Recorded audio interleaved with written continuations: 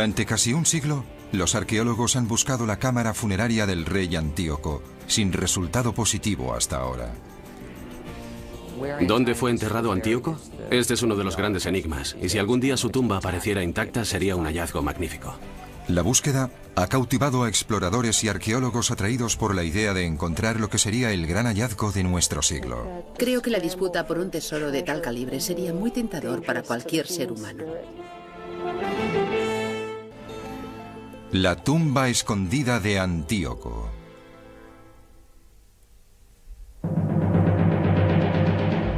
Al pie de una gigantesca pirámide rocosa se hallan desperdigados unos enormes bustos esculpidos, estatuas de animales y relieves tallados en piedra.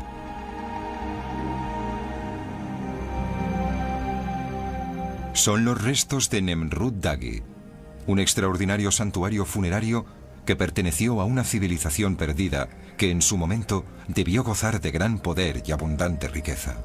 Nemrut Dagi es uno de esos maravillosos lugares que, cuando se pone el sol y sus rayos tocan sus colosales estatuas, resulta increíblemente majestuoso, pero al mismo tiempo oscuro, remoto y enigmático. Durante más de 100 años, la posibilidad de que exista una cámara funeraria secreta en el interior del monumento piramidal que se asienta sobre el santuario ha apasionado a los arqueólogos. El mundo occidental empezó a obsesionarse con este yacimiento en 1953. Teresa Goel, una estadounidense audaz y aventurera, inició la excavación del misterioso santuario situado en la cima de una montaña de una remota región del sur de Turquía. Teresa Goel se fue obsesionando en cierta manera con el yacimiento porque cuando estás en él produce un efecto absorbente y quieres saber más y más hasta que te acaba atrapando.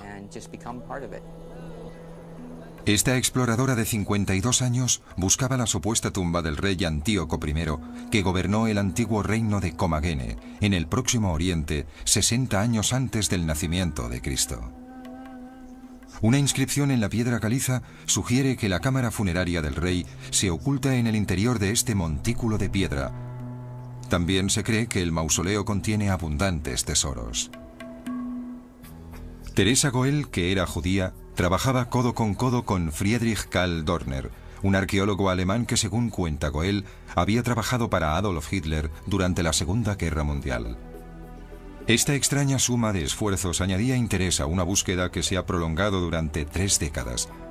Hasta la fecha, la tumba de Antíoco no se ha encontrado. Y Nemrut Dagi mantiene oculto uno de los mayores tesoros de la historia.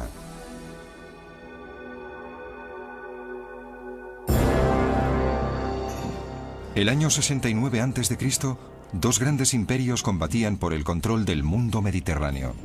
Al oeste se encontraban los poderosos romanos y al este los igualmente poderosos partos, descendientes de los persas.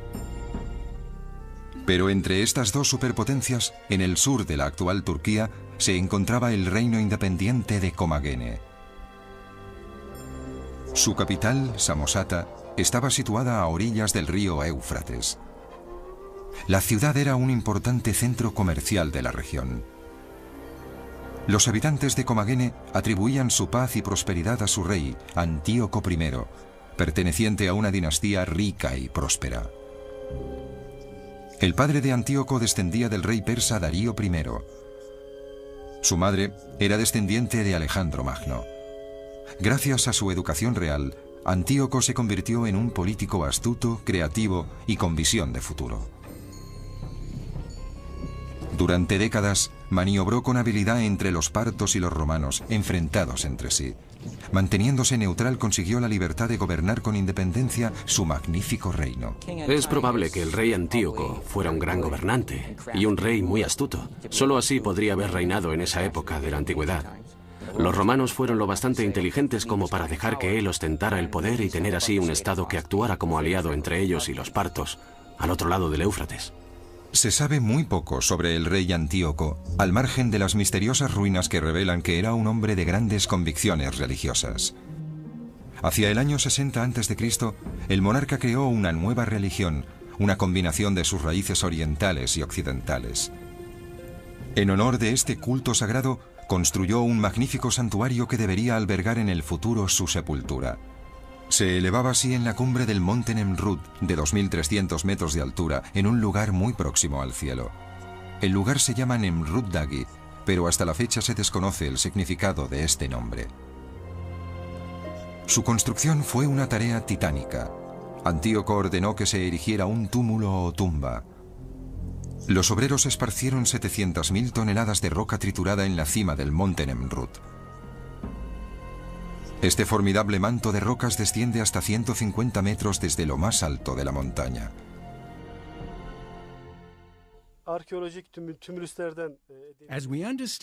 Por lo que sabemos de otros túmulos arqueológicos, los mausoleos se construyen para el noble o el rey y se recubren de arena o esquirlas de piedra. Después de su muerte, los restos de Antíoco se situarían en una cámara funeraria en el interior del mausoleo de forma piramidal. El túmulo de Nemrut Dagi recuerda las pirámides del antiguo Egipto, y desde que los egipcios construyeran las pirámides, muchas culturas del mundo han utilizado esta forma triangular como símbolo funerario. Además de construir el túmulo, se decoró el santuario con extraordinarias obras de arte. Esta imagen en 3 dimensiones ilustra las terrazas que reflejan la doble ascendencia de Antíoco en las caras este y oeste de la pirámide rocosa. Cada terraza está adornada con una hilera de estatuas de 9 metros de altura. Estas estatuas representan una fusión de dioses griegos y persas como Zeus Oromasdes, Apolo Mitras, Heracles Artagnes y la diosa de la fertilidad, Comagene. Como se consideraba un rey dios, Antíoco colocó su propia estatua entre las demás deidades. Es probable que las estatuas y los relieves en arenisca de Nemrut Dagi se tallaran in situ, de manera que los grandes bloques se subieron hasta allí arriba. La arenisca se habría tallado parcialmente en las terrazas y se colocaron en su sitio con un elaborado sistema de andamios y grúas.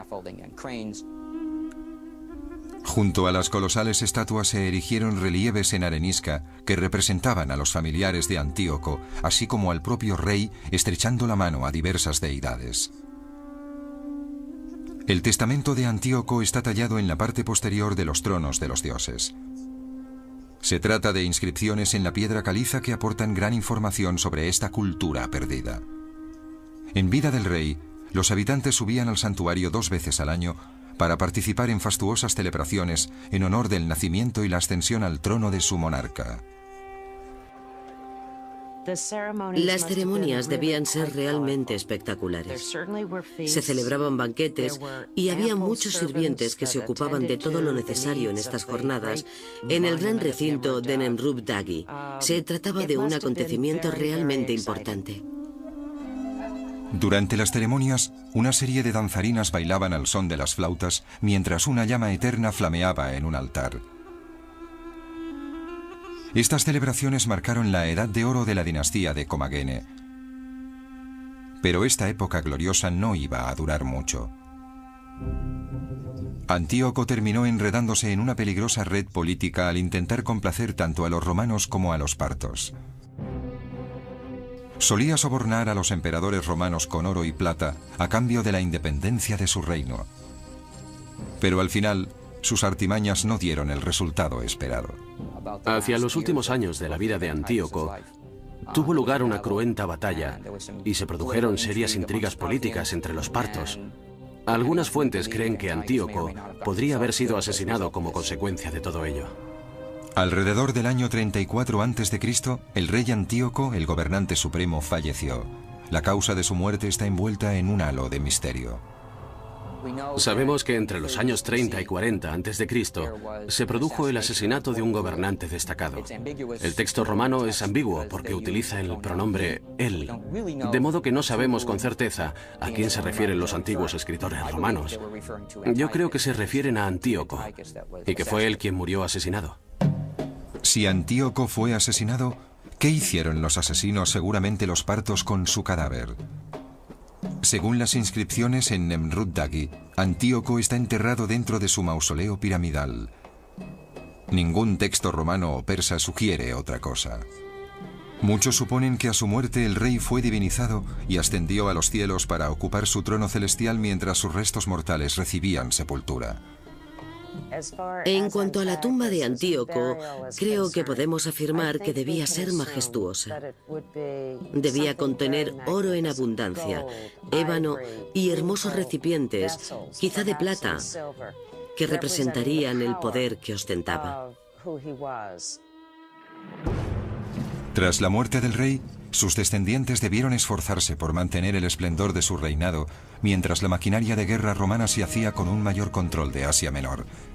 Aproximadamente hacia el año 72 después de Cristo, el pueblo de Comagene perdió el control de su tierra soberana. Los soldados romanos saquearon este pequeño estado y lo anexionaron a la provincia de Siria. La mayoría de palacios y edificios fueron destruidos.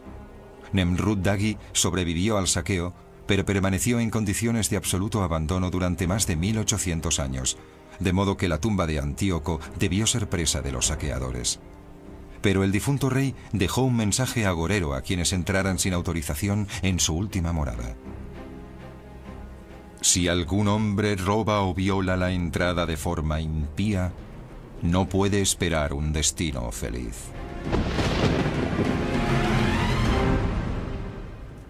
Así es como en el siglo XIX los exploradores descubrieron el misterioso santuario funerario.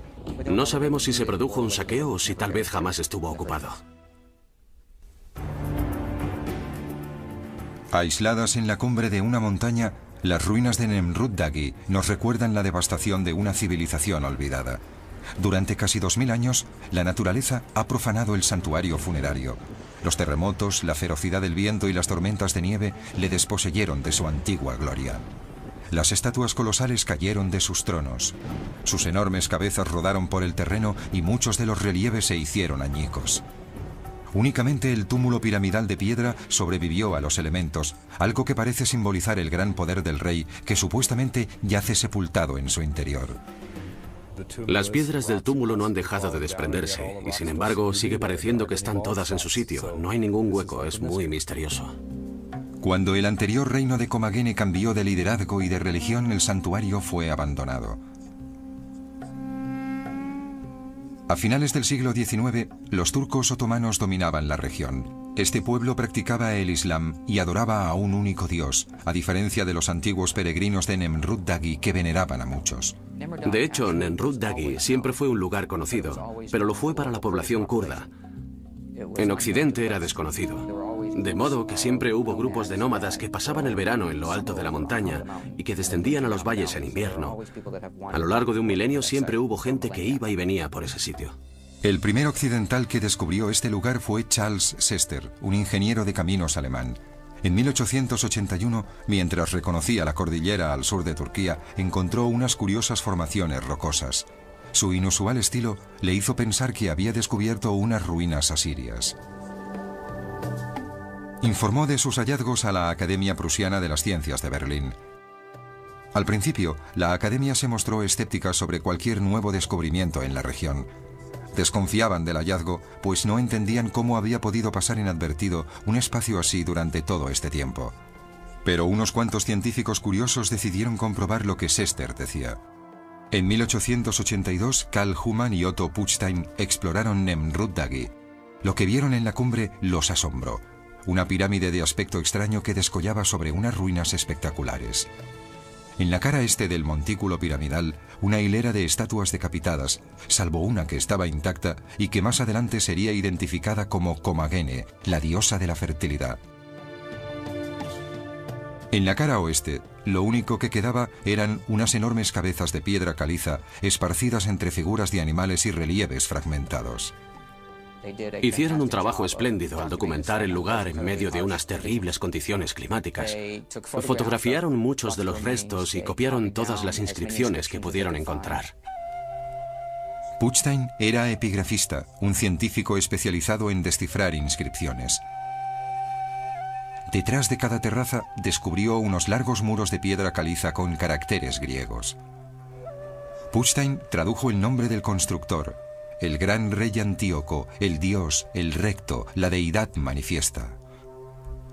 También descifró un pasaje que afirma que la cámara funeraria de Antíoco está escondida bajo el montículo de piedras trituradas. He previsto poner los cimientos de esta sepultura sagrada que está muy próxima al trono celestial, donde la forma exterior afortunadamente conservada de mi persona descansará eternamente. El estilo de las esculturas reveló a Putstein y a Humann que los restos no eran asirios como había creído Sester, sino más bien macedonios o persas. Los científicos averiguaron cómo estaban unidas las estatuas mediante el estudio de los agujeros de los costados de las cabezas de 2 metros de altura esparcidas por el suelo. Después de haberse construido el trono, se habrían hecho unos agujeros en la estatua para trasladarla y depositarla en él. Dicho de otro modo, estos agujeros son los originales. Durante su exploración, Humann y Putstein desenterraron un relieve en arenisca que representaba a un león salpicado de 19 estrellas, 3 planetas y una luna creciente.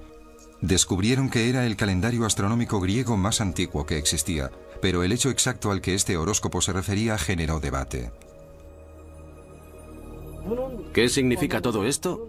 En el horóscopo se menciona la fecha del 7 de julio del año 62 a.C. Para algunos, esa es la fecha de la coronación del rey Antíoco. Para otros, es la fecha de algún tratado de paz. Y también hay quien opina que es la fecha del nacimiento de Antíoco. Pero el equipo alemán efectuó otro descubrimiento todavía más apasionante, otros 2 túmulos reales en la región de Comagene. Uno de ellos se denomina Caracus. Aunque mucho más pequeño y menos adornado que el de Antíoco, se supone que este montículo rocoso albergaría las sepulturas de las mujeres de la familia de Antíoco, su madre, su hermana y su hija. Seson es otro túmulo pequeño. Se cree que en este montículo de roca triturada reposan su hijo y su esposa. Sin embargo, no se han encontrado restos humanos en ninguno de estos sitios. No sabemos si se produjo un saqueo o si en realidad este lugar nunca se utilizó como enterramiento. Las cámaras están vacías, de manera que no tenemos modo de saberlo, porque no quedó nada en ellas que nos indique si alguna vez hubo algo dentro. La expedición de Humann y de Putstein provocó que el gobierno otomano enviara su propio equipo a Nemrut Dagi en 1883. Los exploradores alemanes y turcos coincidieron en que Nemrut Dagi era un antiguo reino con influencias de Grecia y del Próximo Oriente. Pero una nueva inspección reveló la dificultad de buscar la cámara funeraria bajo el precario montículo de piedras. No es fácil abrir el túmulo. Si se mueve una esquirla de piedra,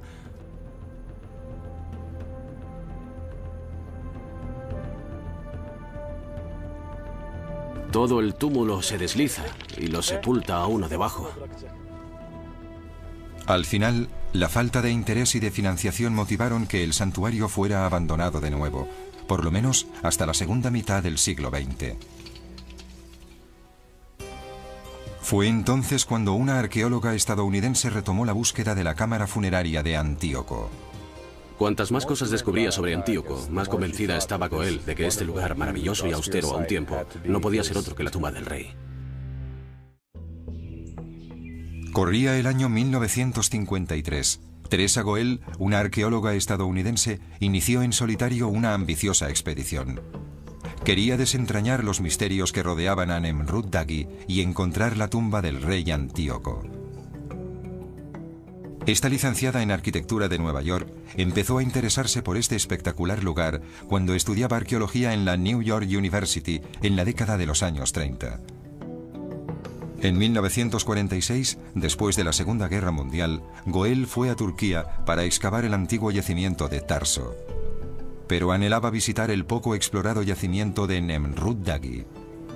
A principios de los 50, Goel solicitó permiso al Ministerio de Cultura turco para poder iniciar las excavaciones que debían llevarle hasta la tumba de Antíoco.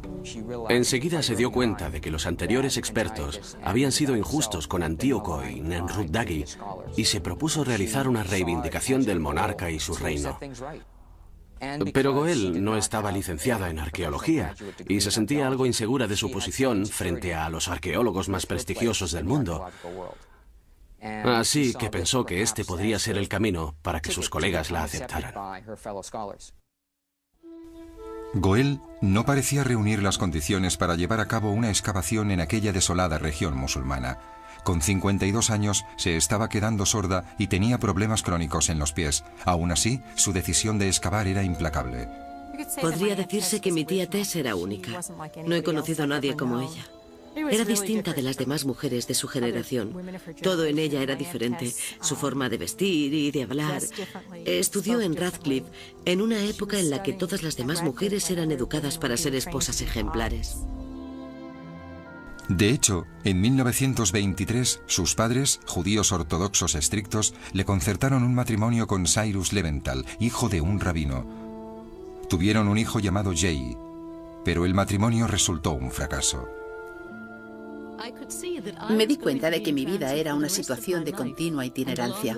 Por eso mi matrimonio no tenía ningún futuro. Es una suerte que haya muchas esposas ejemplares en el mundo. No sería bueno que la sociedad tuviera que depender de personas como yo. El matrimonio era un impedimento para lo que Goel pretendía llevar a cabo.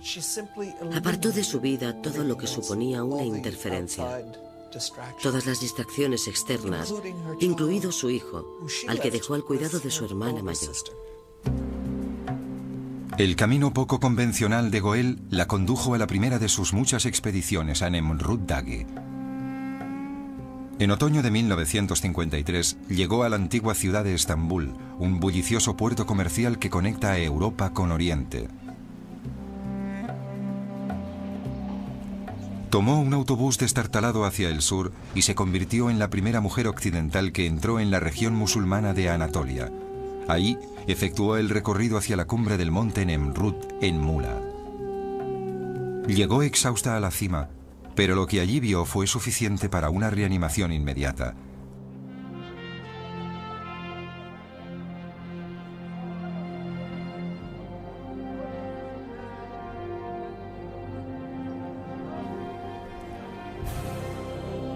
Su principal objetivo al excavar Nemrut Dagi era sacar a la luz su glorioso pasado,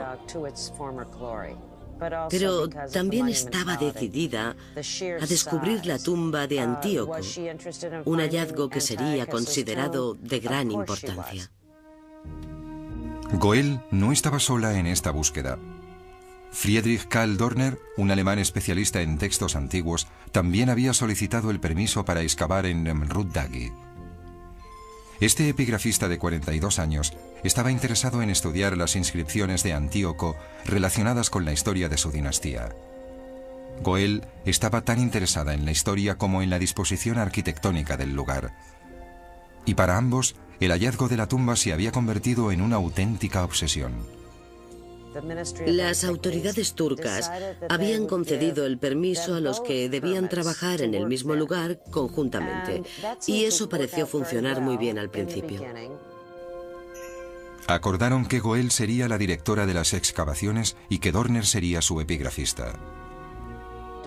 Dorner iba y hacía su trabajo, y después Tessie iba y hacía el suyo. Evitaban así coincidir en el lugar en la medida de lo posible. Los dos mantenían una rivalidad que podría calificarse de amistosa, a pesar de sus evidentes diferencias. Goel era judía ortodoxa y, según ella, Dorner había trabajado supuestamente para Hitler durante la Segunda Guerra Mundial. Friedrich Karl Donner tenía una personalidad muy fuerte y era bastante contradictorio. Mi padre lo describía como una persona que había trabajado como criptógrafo para los nazis durante la guerra, pero era un profesional excelente. Era la persona más capacitada para leer lo que estaba escrito en esos muros. A pesar de la abierta competitividad, lograron trabajar juntos, ya que Goel se concentró en el yacimiento. Entabló amistad con los campesinos kurdos locales que la ayudaban en la excavación. Se adaptó enseguida a las costumbres musulmanas, hablaba turco y kurdo con fluidez y se ganó el respeto de su equipo formado solo por hombres. Los rituales sociales y religiosos de este lugar son muy complicados. Las mujeres no se arremangan por encima de los codos ni aparecen con el cabello descubierto. Intento actuar siempre con mucho cuidado para no ofender su sensibilidad. Una de las cosas que recuerdo muy bien es su interés por dar atención médica a la gente cercana a Nemrut Dagi. Acudían a ella con alguna infección, les cuidaba y les daba penicilina, y eso era un milagro para ellos. La zona estaba muy aislada en aquella época. Kermit, el hermano de Goel, la acompañó a las excavaciones equipado con una cámara de 16 milímetros. Captó estas excepcionales imágenes del yacimiento. La cumbre era árida y seca. El agua era transportada por mulas desde una fuente que se encontraba situada a más de hora y media de distancia. La higiene no era muy frecuente y el agua estaba helada. Se enfrentaba sola a un entorno hostil. Debió de ser una mujer excepcional para trabajar y resistir en esas condiciones, en unas circunstancias tan difíciles, un espacio tan árido y desolado. Goel y su equipo dormían en tiendas de campaña muy frágiles que apenas los protegían de los fuertes vientos y de las gélidas temperaturas nocturnas. A pesar de la dureza de las condiciones ambientales, Goel no dejaba de alentar a su equipo, ocupándose de proporcionarles una buena alimentación y algún que otro detalle. Llevaba consigo un aparato para hacer helados, chocolate y confites, y cuando notaba que la tensión aumentaba entre los miembros del equipo en el yacimiento, le pedía a su hermano Kermit que fuera a buscar un poco de hielo. Cuando ella decía esto, todos sabían que se trataba de un momento de dificultad. Sabían que debían templar los ánimos. Era ella la primera que se anticipaba con su actitud a crear un ambiente relajado y... Gracias a su generosidad, el equipo kurdo la ayudaba con entusiasmo a resolver los misterios que rodeaban al santuario que se elevaba sobre sus pueblos. Goel quería descubrir quiénes eran estos dioses y por qué Antíoco los veneraba. Y no estaba convencida de que fuera únicamente por influencia helenística. El equipo recuperó las cabezas esculpidas de las estatuas y volvió a unir los relieves que habían estado expuestos a las duras condiciones climatológicas durante más de 2000 años. Durante el proceso, Goel descubrió que la dinastía de Antíoco no solo había recibido las influencias de las culturas helenística y persa, sino también de las culturas indígenas de la región, en concreto de los antiguos hititas, que tuvieron su esplendor en el siglo XII a.C. Esto explica el estilo excepcional de las esculturas y aporta datos muy valiosos sobre el yacimiento funerario. Cuantas más cosas descubría Goel sobre Antíoco, más convencida estaba de que este maravilloso y austero paisaje debía ser su tumba. A continuación veremos cómo se usaron las técnicas de exploración más sofisticadas de su época para encontrar la tumba. Es imposible acceder a esa cámara sin destruir el yacimiento.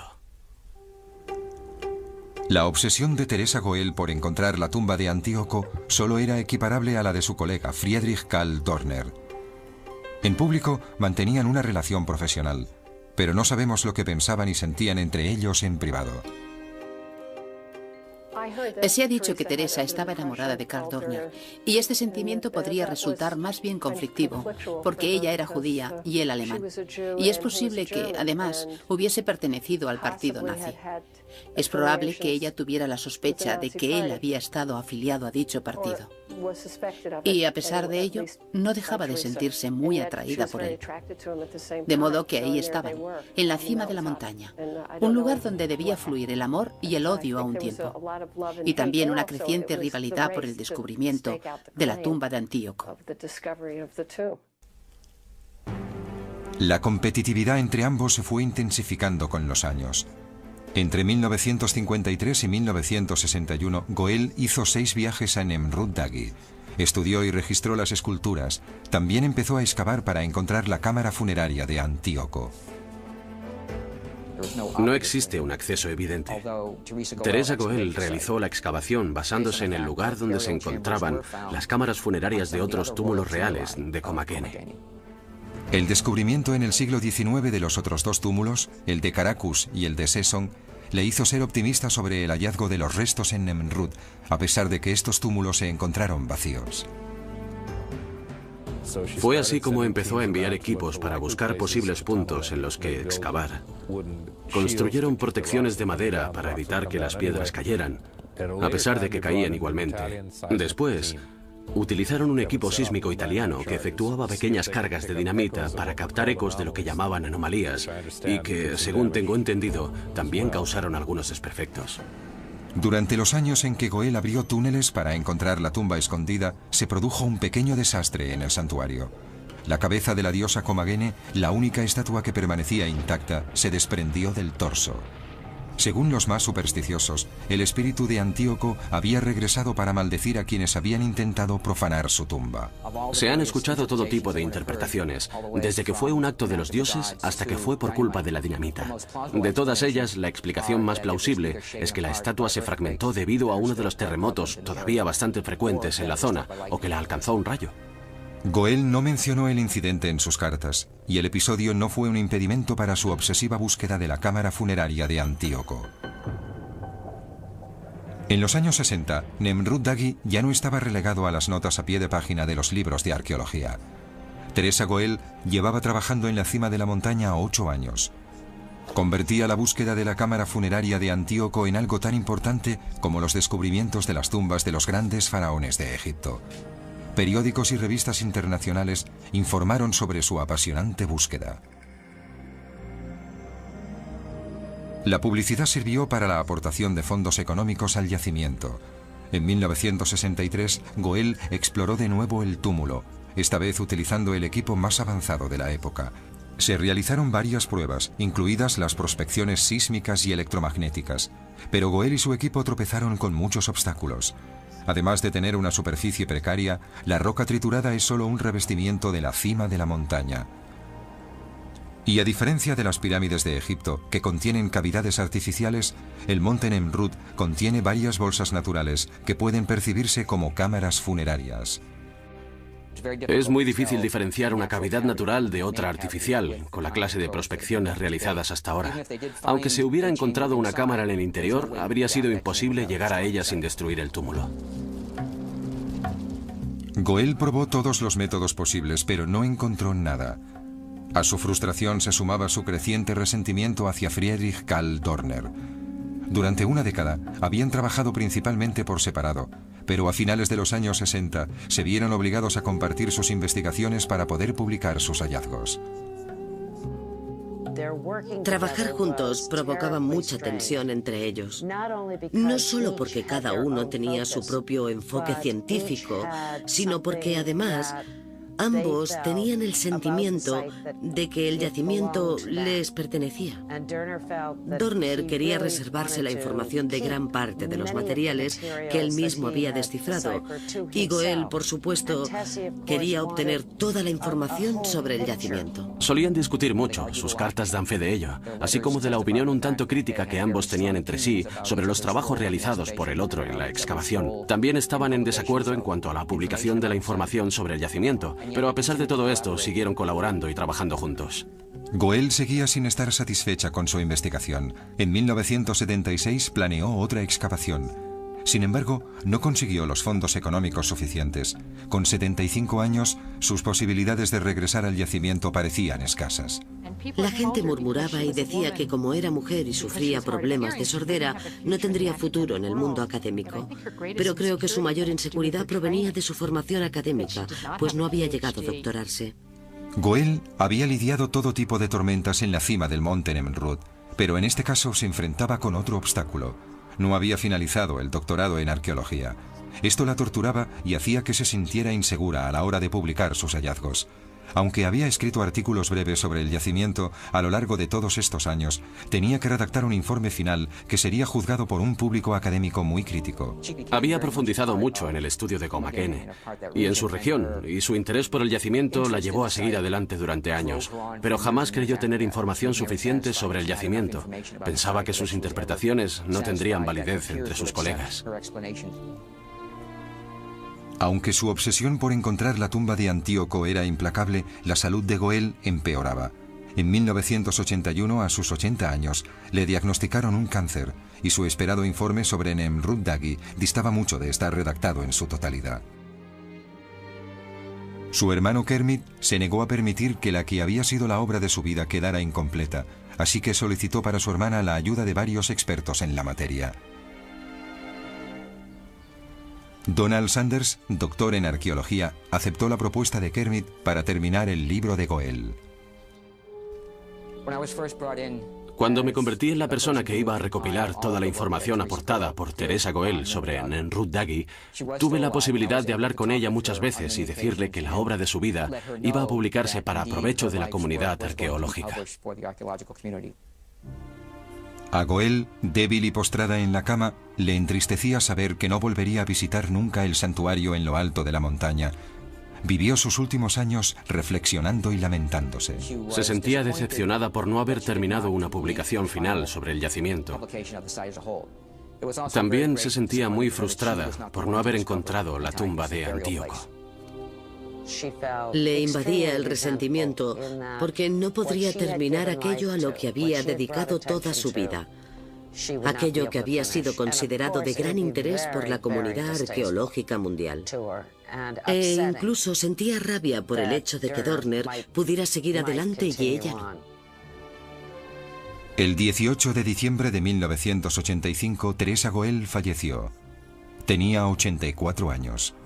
Su hermano Kermit cumplió con su última voluntad. Esparció sus cenizas en la cima del monte Nemrut.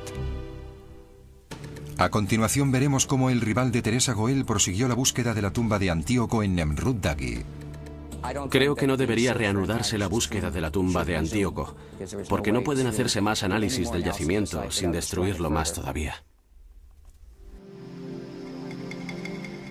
Pero los misterios que envolvían a Nemrut Dagi continuaron tras la muerte de Teresa Goel, y Friedrich Karl Dorner prosiguió con el legado de su colega y rival.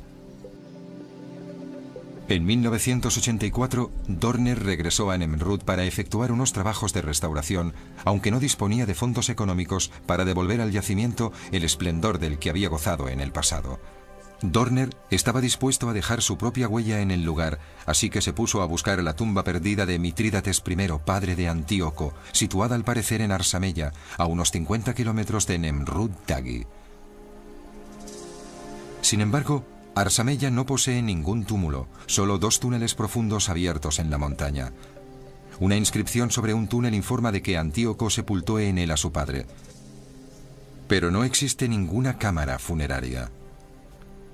Sabemos que en Arsamella podría haber existido una serie de estatuas colosales parecidas a las de Nemrut Dagi, y que es probable que Mitrídates estuviera enterrado allí, pero no ha aparecido ninguna indicación sobre sepultura alguna. Dorner se sentía desanimado por no haber encontrado cámaras funerarias reales en la región, y le entristecía que Goel no hubiera terminado de escribir el libro sobre su investigación conjunta. A pesar de que él mismo había publicado algunos artículos breves sobre sus trabajos en Nemrut, confiaba en que fuera Goel, que había sido la directora de la excavación, quien publicara un informe definitivo sobre sus hallazgos. Tuve ocasión de conocer a Friedrich Karl Dorner. Le vi una vez en Alemania. Le pregunté si tenía algún material que pudiera serme útil, y se mostró muy dispuesto. Le interesó bastante saber que su trabajo en Nemrut Dagi se publicaría finalmente. Al igual que Goel, Dorner no vivió lo suficiente para haber publicado el libro. Murió en 1992, a los 81 años. Y para no ser menos que su antigua rival, sus cenizas también fueron esparcidas en la cima del monte Nemrut. En 1996, Donald Sanders terminó la edición sobre la investigación de Teresa Goel en un monumental libro de 2 volúmenes. Se publicó 11 años después de su muerte. También incluía el análisis de las esculturas y las inscripciones de Friedrich Karl Dorner. El libro devolvió a Nemrut Dagi la importancia de haber sido considerada como una de las maravillas de la antigüedad. El interés por Nemrut Dagi no ha decrecido con la muerte de sus descubridores, las 2 personas que dieron a conocer al mundo la existencia de este yacimiento excepcional. En 1988, Nemrut Dagi fue declarado Parque Nacional Turco y Patrimonio de la Humanidad. Actualmente, miles de turistas suben hasta la cima de la montaña para contemplar el impresionante yacimiento y preguntarse si la tumba del rey Antíoco permanece oculta en algún lugar cercano. Pero la afluencia constante de visitantes a la zona ha afectado al santuario. Cientos de personas llegan hasta aquí todos los días. Se acercan hasta las estatuas y recorren el túmulo. Poco a poco van deteriorando lo poco que se conserva de las esculturas. Tenemos que impedir que la gente deteriore el yacimiento, de modo que sería mejor mantener a los visitantes en los bordes exteriores de las terrazas. Así podrían contemplar el yacimiento, pero sin acercarse a las estatuas. ¿Y qué otras exploraciones se han efectuado para localizar la tumba de Antíoco? En los últimos años se han realizado varias exploraciones sísmicas en torno al túmulo y se han obtenido algunos datos, pero no se ha determinado todavía dónde podría localizarse exactamente el mausoleo. Pero como arqueólogo, yo creo que Antíoco está enterrado en él. Es la pregunta del millón. ¿Dónde está la tumba de Antíoco? Creo que no debería reanudarse la búsqueda de la tumba de Antíoco, porque no pueden hacerse más análisis del yacimiento sin seguir destruyéndolo más todavía.